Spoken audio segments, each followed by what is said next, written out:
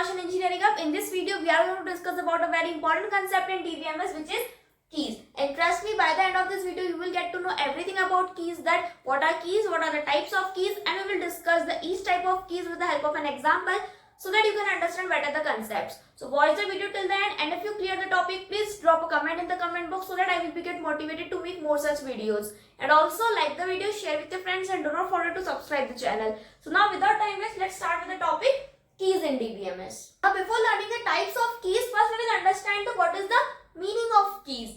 See, imagine there is a hostel room and you and your friend both lives in a same hostel, same room type or in the same floor, but your room key is different and your friend's room key is different. So the key which you are having will uniquely identifies your room, right? So there is same concept in DBMS also. Okay, first we understand the definition of keys. What is the meaning of key?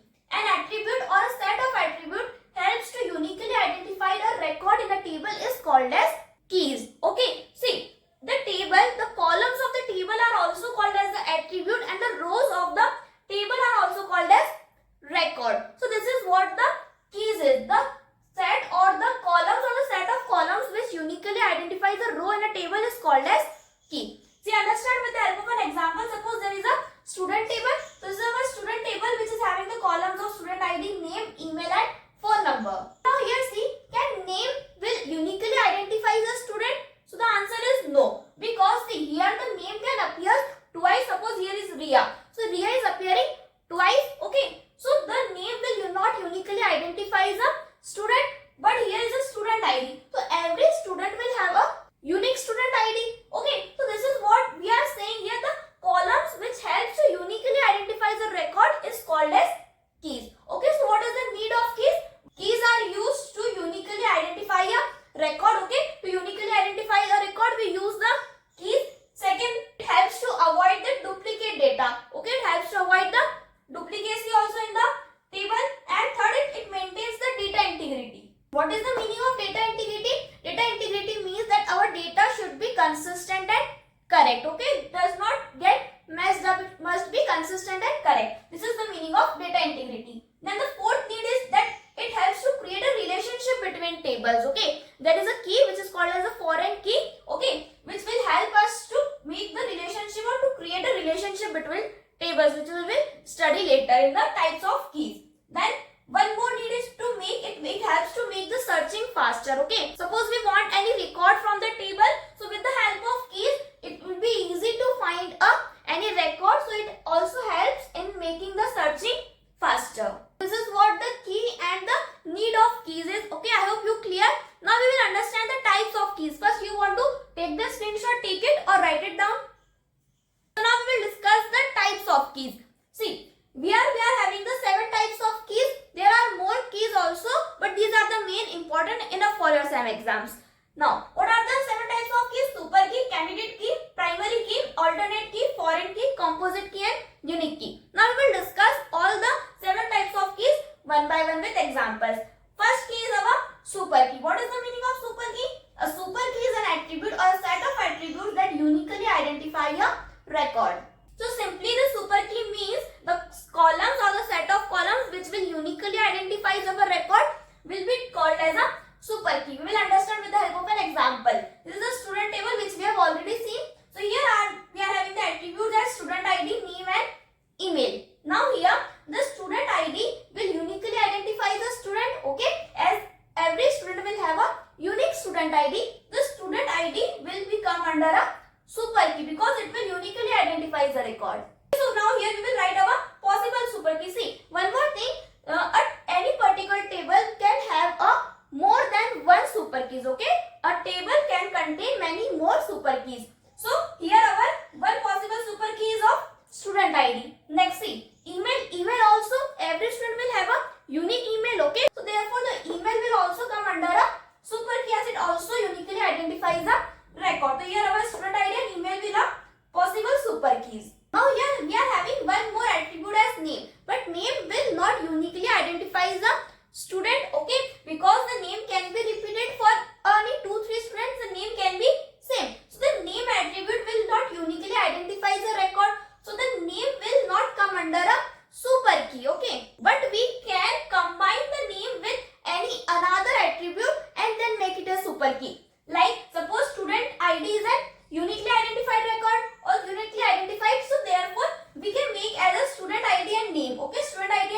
combine that, then we will make it as a one super key. Then name and email also we can combine and make a uniquely identified super key. Okay, and here also student ID and email also we can make. Okay, student ID and email also we can make. Here is a point we have written that it may include extra attributes that are not required for uniqueness. Means the super key can contain more than one attributes also, and it is not necessary that it is not required for the uniqueness. Like suppose here we have written as student ID and name, but name will not uniquely identified, but the student ID is uniquely identified. So we can combine any attribute which is not uniquely identified with some attribute which is uniquely identified. Okay, but in our super key, whatever super keys we are making, at least one attribute must be there which is uniquely identified in a table. Okay, here we are having student ID which is uniquely identified, email also uniquely identified. Here name is not uniquely identified, but student ID is uniquely identified, and here both are uniquely identified, so we can combine them. Here also name is not, but email is uniquely identified, so this can be also possible super keys. So I have made you written a possible keys of this table. Okay, so there can be multiple possible super keys for any table. Okay, I hope you clear with the super keys also. Now if you want to take the screenshot, take it or write it down, then we will understand the second key, which is a candidate key. Now the second type of keys we are having as a candidate key. What are the candidate key? Candidate keys are those attributes or set of attributes that uniquely identifies the rows of table. Okay, again these are the candidate keys, are same the keys which uniquely identifies a record in a table. Now see, they do not contain a null values. Candidate keys will not contain a null values. Super keys can contain a null values, but the candidate keys will only contain a unique information and a value. Okay, they do not contain a null values.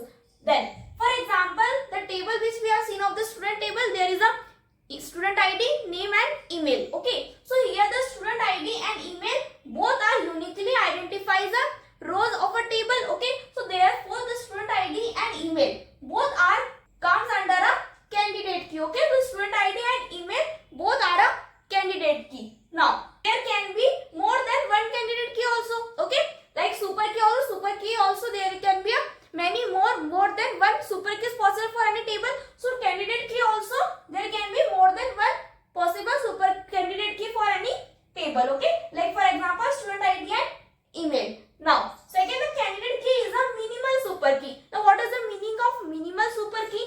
See, the minimal super key means there should no extra attributes, only a unique attributes. Like here student ID and email both are the unique attributes, there are no extra attributes is there with. Like super keys, we have seen that student ID and name we have combined and make it a super key. Like here student ID and name we have combined and make it as a super key. So this is not comes under a candidate key. Why? Because it is not minimal, means that there should not be any extra attribute. Okay, as here name is coming as an extra attribute. Okay, because and name is also not a uniquely identified record, so here only student ID will comes under a candidate key, not a name. Okay, and also the student ID and email, if we combine them, that is also not comes under a candidate key. Why?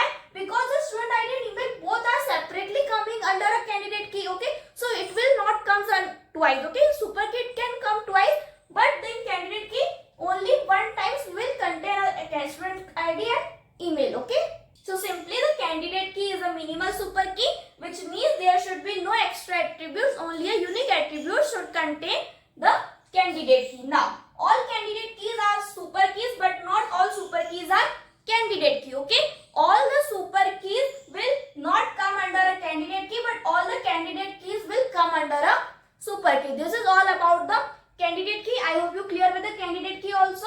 Now if you want to take the screenshot, take it or write it down, then we will move forward toward the third key. Yes, so now the next key is the primary key. Now what is the primary key? Primary key is a column or a set of columns that uniquely identifies each record in a table and chosen as the main identifier for that table. Again the primary key is same, the uniquely identifies record of a table and it is chosen as the main identifier for that table by the database designer. Okay, the database designer choose the primary key of the table, which is the main identifier for that table. Okay, and next it is chosen from set of candidate key. See, we are having a table and we will find all the possible candidate keys first. Okay, what are the candidate keys we have just studied now? Okay, so from all the possible set of candidate key, we will choose one primary key which will be most suited for that table. Okay, so it will be chosen from all the possible set of candidate keys. Now it must be unique, not null, only one primary key for per table. See, okay, the primary key must be a unique. Okay, as candidate keys is also unique. Okay, so now the primary key must be unique. Okay, in primary key every values must be unique and not null. Okay, the primary key cannot contain a null values. Okay, and per table there should only be one primary key. Okay, like our table can contain more than one super keys, our table can contain more than one candidate keys, but a table will contain only and only one primary key. Okay, so there will be only one primary key per table. Then now our example which we are having of student table. Student table we are having student ID, name and email. Now here we have seen that candidate key we have taken of two. Okay, student ID and email, there are two candidate key for this particular table. We have not taken name as a candidate key. Why? Because it is not uniquely identified. So here there are two candidate keys, student ID and email. Okay, student ID and email, two are the candidate key. Now from these two candidate key we have to choose any one primary key which is most suited for this table. So for that we can choose a student ID. Okay, because student ID is unique. Okay, every student will have a unique student ID and it will also not be null. Okay, so we can choose a most suited primary key from the set of candidate keys. Okay, so here we have taken a student ID as a primary key. Okay, I hope you clear with the primary key. Now next key is the alternate key. Now what is the alternate key? The candidate key which are not chosen as primary key are called as alternate key. Okay, see, here primary key we have seen that whatever the candidate keys we will choose from the table, so from that candidate key we have chosen a primary key. So now the other left keys are come as a alternate key. Okay, I hope you clear with the alternate keys also. For this table we are having two candidate keys, student ID and email. Student ID we have taken as a primary key, so the email will be termed as a alternate key. So the candidate key which are not chosen as primary key are called as alternate key. I hope you clear with both the primary key and alternate key. Now if you want to take the screenshot, take it or write it down, then we will move forward toward the next keys. Now the next key we are having is of foreign key. What is the meaning of foreign key? Foreign key is an attribute in one table that refers to the primary key of another table. See, basically the foreign key is used to link or connect between the two tables. Okay, it is used to connect or link between two tables. For example, we will understand with the help of an example. Suppose we are having two tables. One is of student table and another is a course table. In student table, we are having two columns. One is of student ID and another is name. A name is obviously not uniquely identified. So student ID we have chosen as a primary key. What is primary key? We have studied now. So here in student table, we are having student ID as a primary key. Now another table we are having of course table. Here we have two columns. One is of course ID and another is a student ID. So here in our first table, student ID is a primary key. So here our student ID will be referred as a foreign key. Okay, this is only our what is a foreign key is an attribute in one table. Okay, it is an attribute in one table which is referred to as the primary key of the another table. Okay, and it is used to connect between two tables. Okay, I hope you clear with this. Now see, here the table which is having a primary key is called as a reference or parent table, and the key which is having the table which have a foreign key which is called as the referencing or the child table. This is all about the what is the foreign key. Okay, I hope you clear with the foreign key also. Now if you want to take the screenshot, take it or write it down. Now we will see the two keys also. This is all composite key and unique key. Okay, first you take the screenshot of this. Now the next key is the composite key. What is the composite key? Composite key is a key formed using more than one attribute to uniquely identify the record. See, when two or more than two attributes are together combined to uniquely identify the record, then it is called as a composite key. For example, we will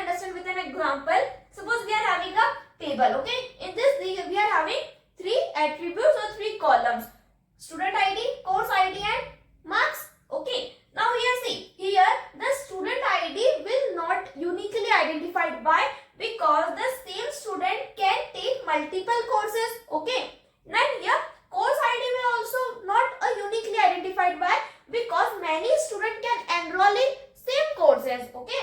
See here student ID with student with the student ID 101 has enrolled in the C01 course and C02 course, and here the student with the student ID 102 has enrolled in the course ID with C01. Okay, so here one same student has enrolled in the different courses. Okay, so here the student ID alone is not uniquely identified, so here it is not a key. Now here the course ID is also not uniquely identified. Okay, because in one course many students can enroll, so therefore student ID alone is not a key and course ID is also not a key. Now but when we together combine both student ID and course ID, so when they both are combined they can form a uniquely identified record. See how? See the 101 and C01. Okay, and here 101 and C02 again are uniquely identified, and here 101 and C02 uniquely identified, here 102 and C01 uniquely identified. Okay, they are not repeating, so therefore student ID and course ID when we together combine these both attributes, so these both can uniquely identify a record in a table, therefore it is called as a composite key. So when two or more attributes combine to form a uniquely identified record, then it will be termed as a composite key. Okay, I hope you clear with the composite key. Now the next key we have is a unique key. What is the unique key? The unique key ensures that all values are unique but null value is allowed. Okay, and usually one time. Okay, so see what is the difference? Some students get confused between the unique key and primary key. Okay, but primary key is different and unique key is different. Primary key is that which is unique and it is only one in a table. Okay, primary key is unique, not null. It is not having a null values. Okay, in primary key every value should be contained. Okay, no null value should be there. But in the unique key, it ensures that all values must be unique. Okay, values must be unique, and here null values also allowed. Okay, any record you can be kept as empty. Okay, and usually one time. For example, the email. We have seen the student table. Okay, student ID, name, email. So here email can be called as a unique key. Why? Because every person will have a unique email ID of its own, and also it can be null also because it is not necessary that everyone is having a email ID. So email ID can be also null and unique also. So therefore it is come under a unique key. Okay, I hope you clear with the composite key and the unique key both. Now here we sum up with all the types of keys. Now if you want to take the screenshot, take it or write it down. So this is all about the today's video. In this video we have covered what are keys, what are the types of keys with the help of an examples. I hope you clear with the topic, and if you understand the topic, please let me know in the comment box. Do like the video, share with your friends, and do not forget to subscribe the channel for more such easy explanation videos. See you in the next video. Till then, keep learning and keep growing. Thank you for watching.